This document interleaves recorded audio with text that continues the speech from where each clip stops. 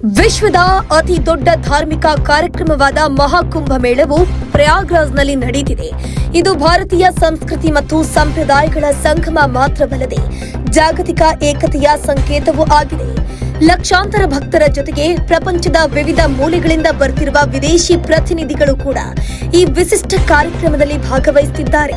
ಈ ಬಾರಿ 10 ದೇಶಗಳಿಂದ 21 ಸದಸ್ಯರ ಅಂತಾರಾಷ್ಟ್ರೀಯ ನಿಯೋಗವು ಮಹಾಕುಂಭ ಮೇಳದಲ್ಲಿ ಭಾಗವಹಿಸಿತ್ತು. ಅವರಲ್ಲಿ Fiji, Finland, Guyana, Malaysia, Mauritius, Singapore, ದಕ್ಷಿಣ ಆಫ್ರಿಕಾ, ಶ್ರೀಲಂಕಾ, ಟ್ರಿನಿಡಾಡ್ ಮತ್ತು ಟೊಬಾಗೊ ಮತ್ತು ಯುನೈಟೆಡ್ ಅರಬ್ ಎಮಿರೇಟ್ಸ್ ಪ್ರತಿನಿಧಿಗಳು ಸೇರಿದ್ರು.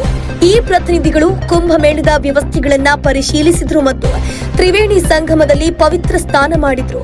ಹಾಗೆಯೇ ಸಂತರಿಂದ ಭಾರತೀಯ ಧಾರ್ಮಿಕ ಮತ್ತು ಸಾಂಸ್ಕೃತಿಕ ಸಂಪ್ರದಾಯಗಳ ಬಗ್ಗೆ ತಿಳಿದುಕೊಂಡ್ರು. ಈ ನಿಯೋಗದ ವಿಶೇಷ ಸದಸ್ಯೆ ಯುನೈಟೆಡ್ ಅರಬ್ ಎಮಿರೇಟ್ಸ್ನ ಮುಸ್ಲಿಂ ಮಹಿಳೆ ಸಾಲೆ ಎಲ್ ಅಜಾಬ್ ಮಹಾಕುಂಭ ಮೇಳದ ಭವ್ಯ ವ್ಯವಸ್ಥೆಗಳನ್ನ ಮುಕ್ತ ಕಂಠದಲ್ಲಿ ಶ್ಲಾಘಿಸಿದ್ರು. ಮಧ್ಯಪ್ರಾಚ್ಯದಿಂದ ಭಾರತಕ್ಕೆ ಬರುವ ಮೊದಲು ನಾನು ಇಷ್ಟೊಂದು ದೊಡ್ಡ ಧಾರ್ಮಿಕ ಕಾರ್ಯಕ್ರಮವನ್ನ ನೋಡಿರಲಿಲ್ಲ. ಇದು ವಿಶ್ವದ ಅತಿ ದೊಡ್ಡ ಧಾರ್ಮಿಕ ಕಾರ್ಯಕ್ರಮ ಮಾತ್ರವಲ್ಲ, ಇಲ್ಲಿನ ವ್ಯವಸ್ಥೆಗಳು ಮತ್ತು ಭದ್ರತೆಯು ಅಭೂತಪೂರ್ವವಾಗಿದೆ ಅಂತ ಹೇಳಿದ್ರು.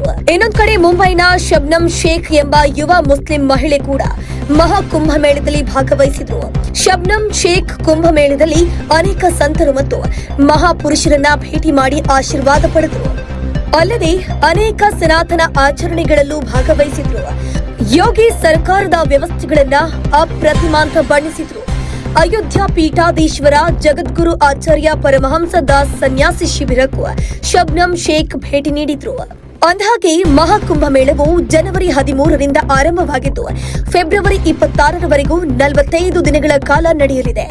ಈ ವರ್ಷ ಮಹಾಕುಂಭ ಮೇಳಕ್ಕೆ 40 ಕೋಟಿಗೂ ಹೆಚ್ಚು ಜನರು ಬರೋ ನಿರೀಕ್ಷೆ ಇದೆ ಅಂತ ಉತ್ತರ ಪ್ರದೇಶದ ಸರ್ಕಾರ ಅಂದಾಜಿಸಿದೆ.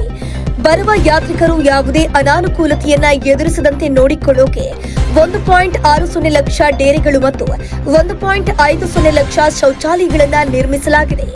ಭದ್ರತೆಗಾಗಿ 55 ಪೊಲೀಸ್ ಠಾಣೆಯನ್ನ ಸ್ಥಾಪಿಸಲಾಗಿದೆ ಮತ್ತು 45,000 ಪೊಲೀಸರನ್ನ ನಿಯೋಜಿಸಲಾಗಿದೆ. ಕನ್ನಡ ಸೇರಿದಂತೆ ಪ್ರಾದೇಶಿಕ ಮತ್ತು ಅಂತಾರಾಷ್ಟ್ರೀಯ ಭಾಷೆಗಳಲ್ಲಿ ಸೇವೆಗಳನ್ನು ಒದಗಿಸುವ ಕಾಲ್ ಸೆಂಟರ್ಗಳನ್ನು ಕೂಡ ಯುಪಿ ಸರ್ಕಾರ ಸ್ಥಾಪಿಸಿದೆ. ಮತ್ತಷ್ಟು ಸುದ್ದಿಗಳಿಗಾಗಿ ನೋಡ್ತಾ ಇರಿ ಪಬ್ಲಿಕ್ ನ್ಯೂಸ್ 24x7. ಇದು ಸತ್ಯದ ಧ್ವನಿ.